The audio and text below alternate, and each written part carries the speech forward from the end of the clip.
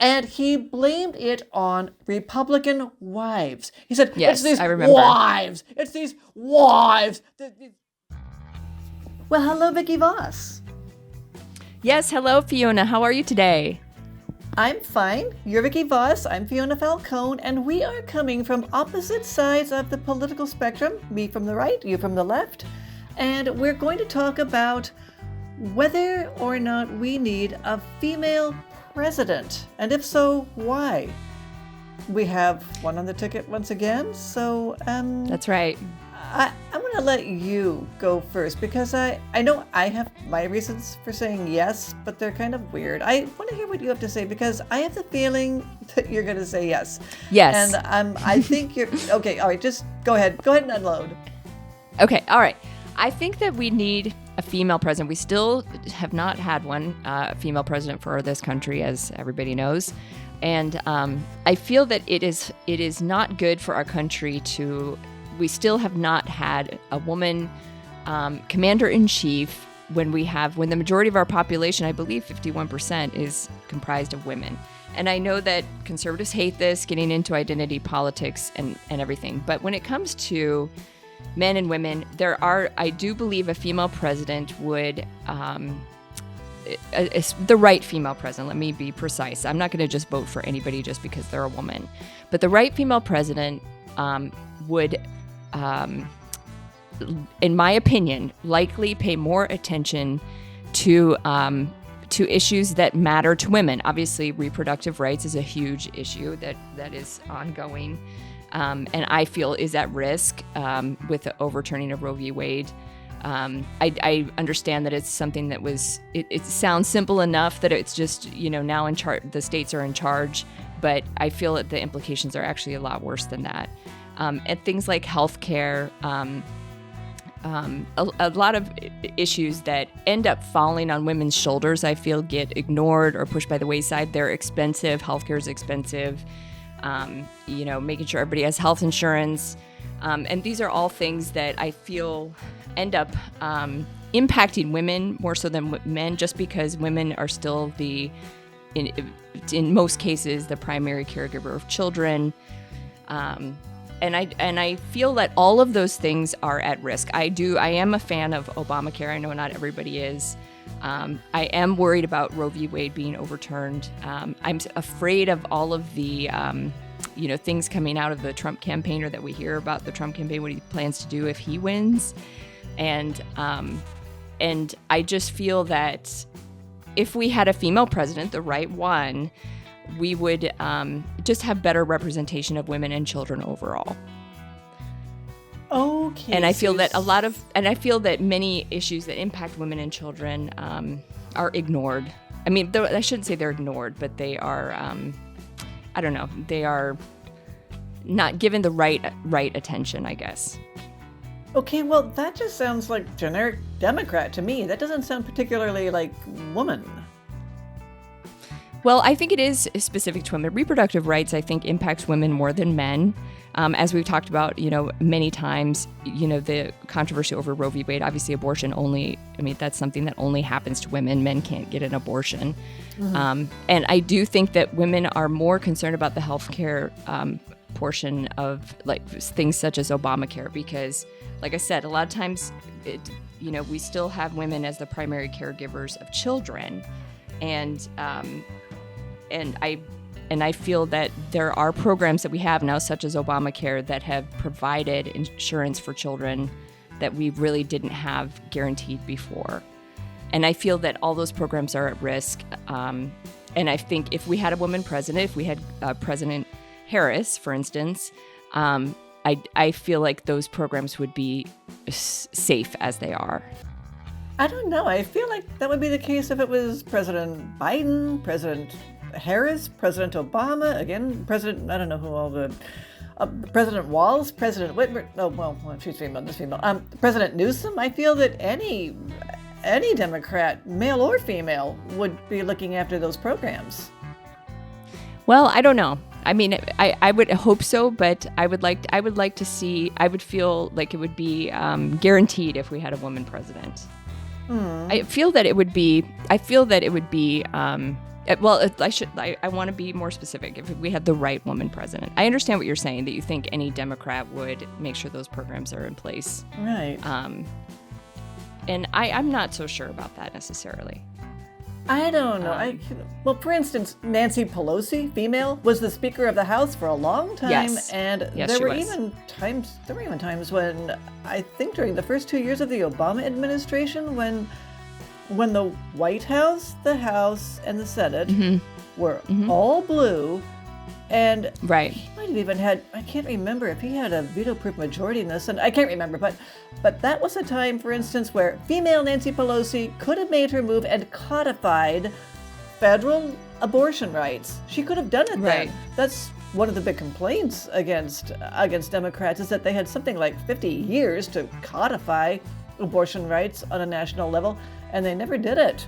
And that's something Nancy Pelosi, she didn't, I think she was busy with her power politics and cementing her own wealth and her authority. I don't know, maybe she's not the right woman.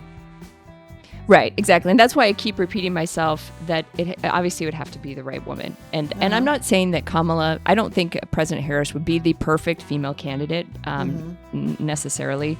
But I feel that right now, again, the overturning of Roe v. Wade, I think, has scared a lot of women. It has scared me a little bit.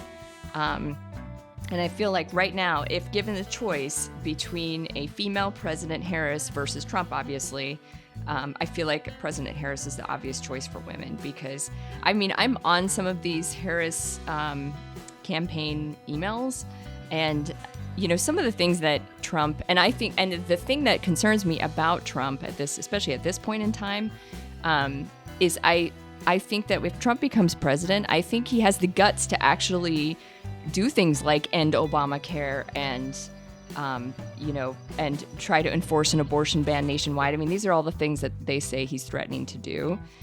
Slash Social Security. Who's they? Who's this they? This is the Harris campaign. This is coming from the Harris campaign. There's one good reason not to vote for Harris. She's a liar. She's just a damn liar. Because Trump has said repeatedly that it's up I know to you the said this, states but now. how do you know?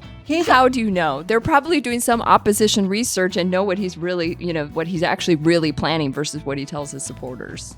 Well, what he tells his supporters. Oh, well, listen, if he was to actually double down on his supporters, double down on the base and just go for the base, then he would be promising a nationwide ban on abortion.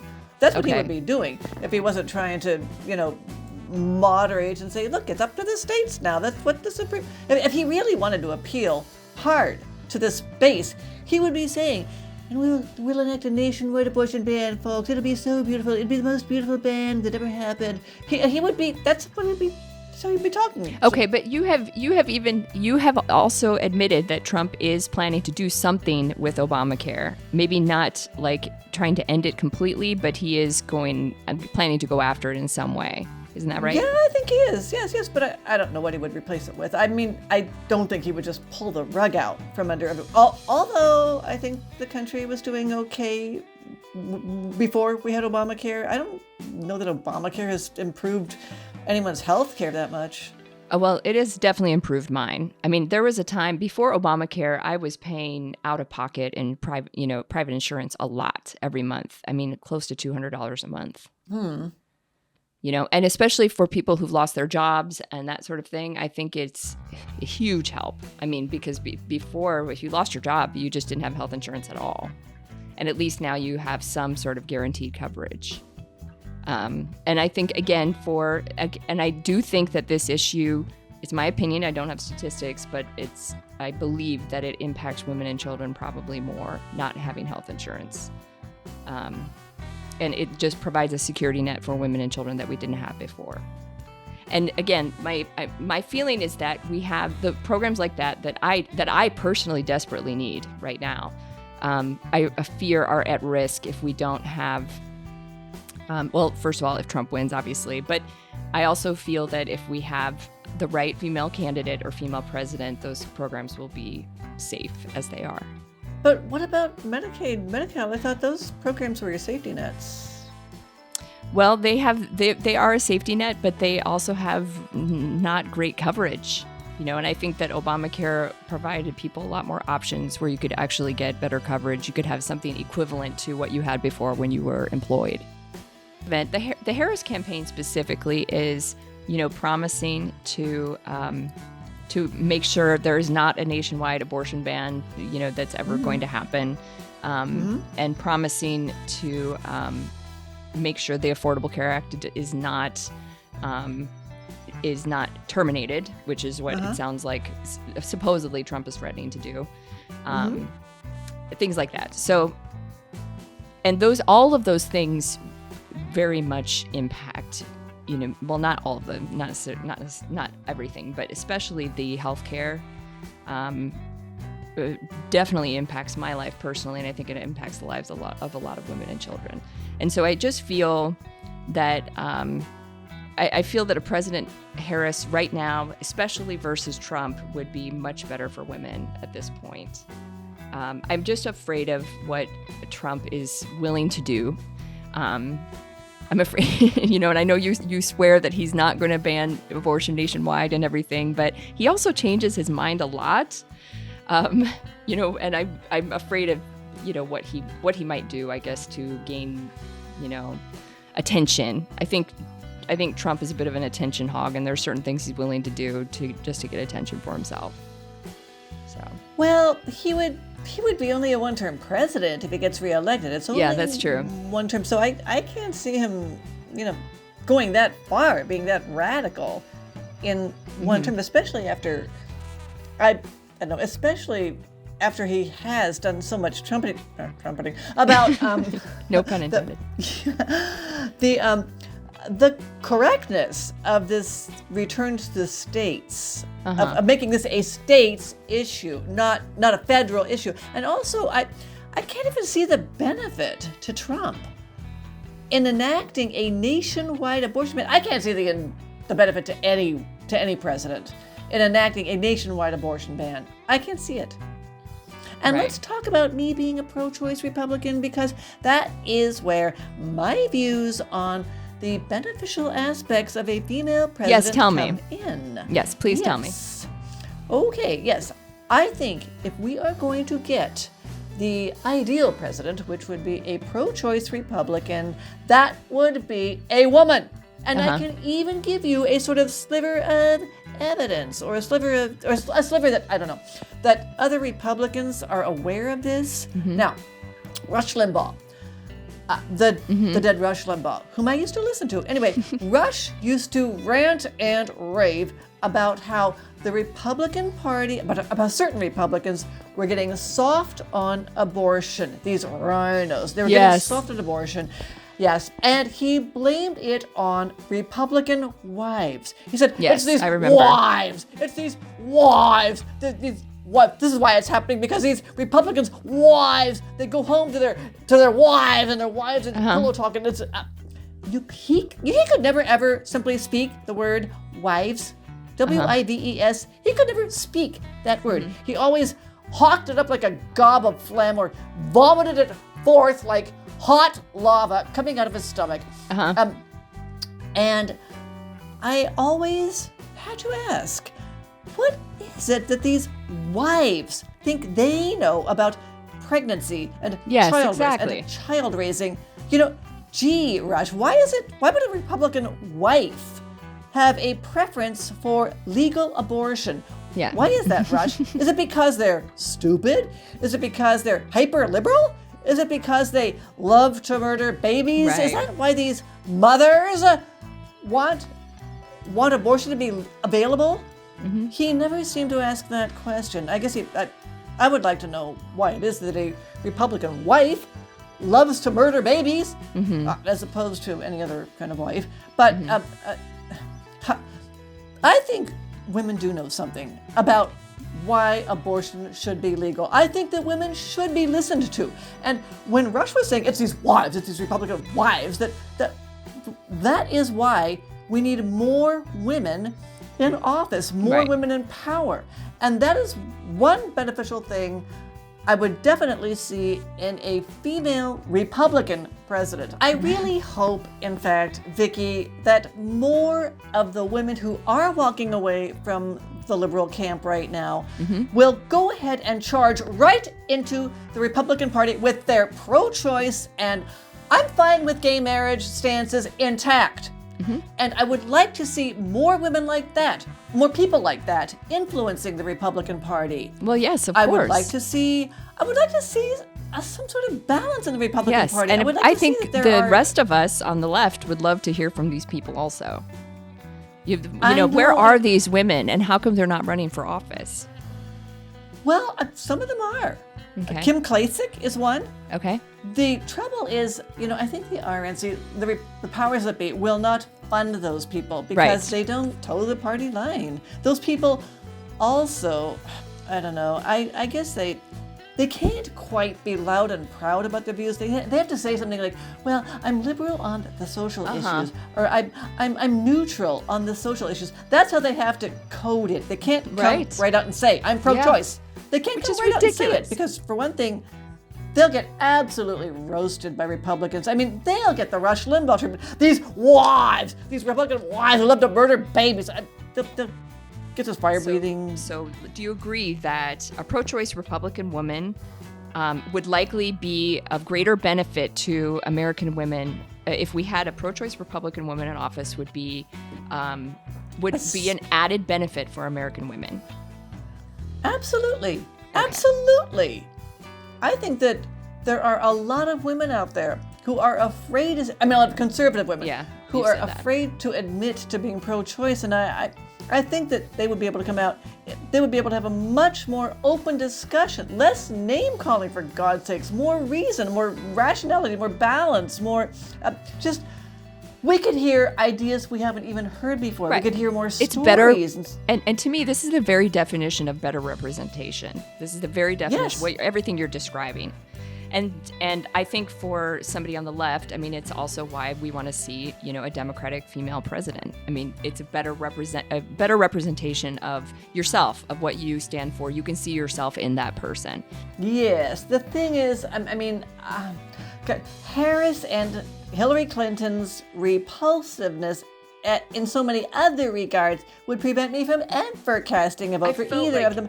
No, I'm not even talking about vibes. When I say repulsive, I'm talking about their ideas. I'm talking about their character. I considered Hillary to be a big liar and a grifter. I didn't consider her to be sympathetic to women even. And you think that Harris is a liar too, and I'm not exactly sure, why that is. Maybe because you're saying that her campaign is saying terrible things about Trump. Not terrible things, inaccurate things. Okay, well, you had sent me a few clips about Kamala, and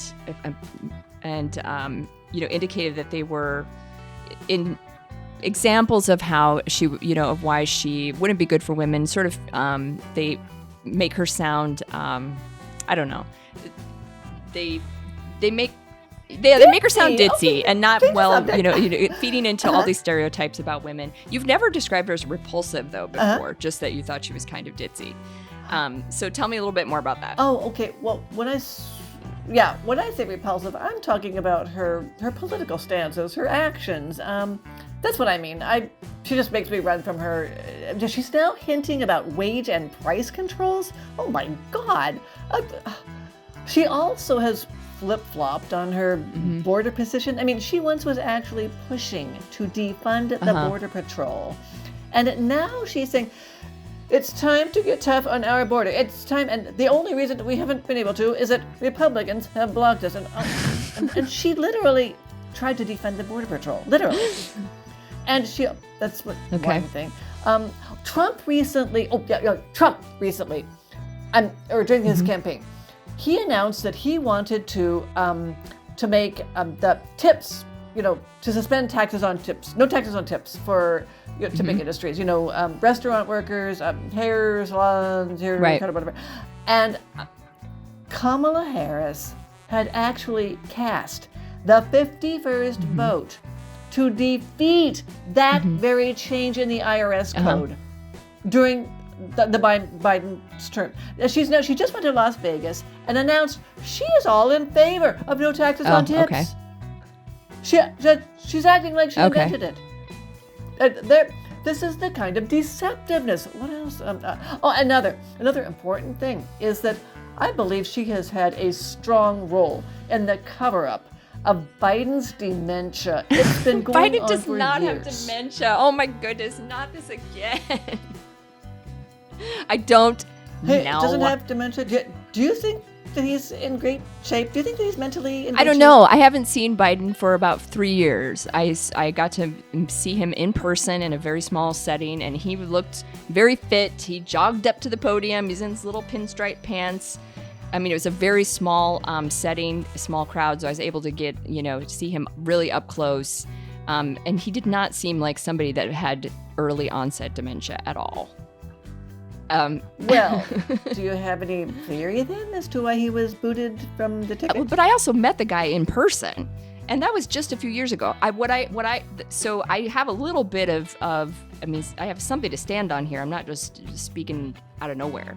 So I can't imagine that somebody I saw in person in a very small setting could have lost his mind that fast. There was absolutely no indication that he had dementia.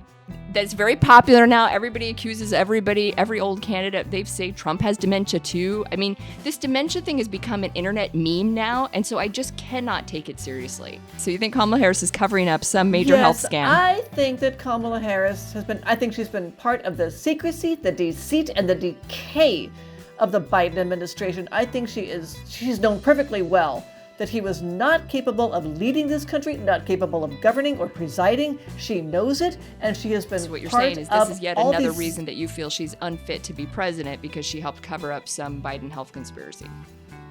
Okay. Yes, this is another reason why I think she's not fit to be president, because she has been part of the decay, the deceit, the secrecy, and the incompetence of the Biden administration. She can't walk away from all that. She can't pretend she had nothing to do with it and that she didn't know anything about it. And the mere fact, Vicki, that she never even won a single delegate when she was in the primaries in 2016 or 2020. She never won a primary.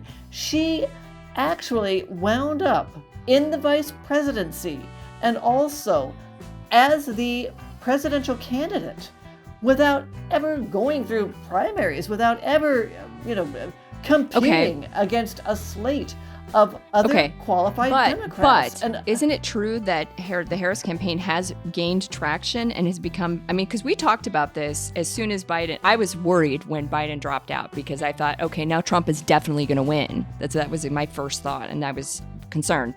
And you and I talked on the phone shortly after that, and you were concerned because you thought Harris is going to galvanize the left now, and it seems like that is the case. Do you think that's the case among the voting population? I always thought that her identity, her double box checking identity would be a boon for her. Definitely. Well, it might be you were challenging me on, what else I objected to about her. And I was saying that she's been part and parcel of a very bad administration, an administration full of Fiona, don't you think you would say that about just about anybody in the Biden administration? Oh, very possibly. Yes, I would say that about Mayorkas. I would say that Merrick Garland, Karina Beer. Well, I think his administration is whole thing's corrupt. I can't think of an honest person in his administration. I like Joe Biden. I find him easy to listen to as a politician. Okay. I find him palatable as a politician. That's palatable, not palatable. No, I find him palatable as a politician. Palatable. Okay, coming from your palate. Well, I think that you're being a little too pink, and maybe this is the trouble with female voters, is that they just like him. They just like him. Maybe that's why. But women also have good instincts. Have good instincts. Okay. If we're going to start bringing up female stereotypes, I believe the one about women that they have good instincts. Okay. Well, one thing I want to bring this discussion back to is the fact that, interestingly, you and I both want a female president. Right. Because she is more likely to, it keeps coming down to the same thing, abortion. It keeps coming down to the same thing. It's amazing how... reproductive rights over our own bodies. Yeah. It is. It's just it's such an intimate thing. It's such a personal It thing. is. It's such a profound thing. I mean, to be forced to carry and bear a child from your body and have your body permanently changed and have your life permanently changed, that is something that is so profound. And I think it's something that only a woman can appreciate. I think it's something that I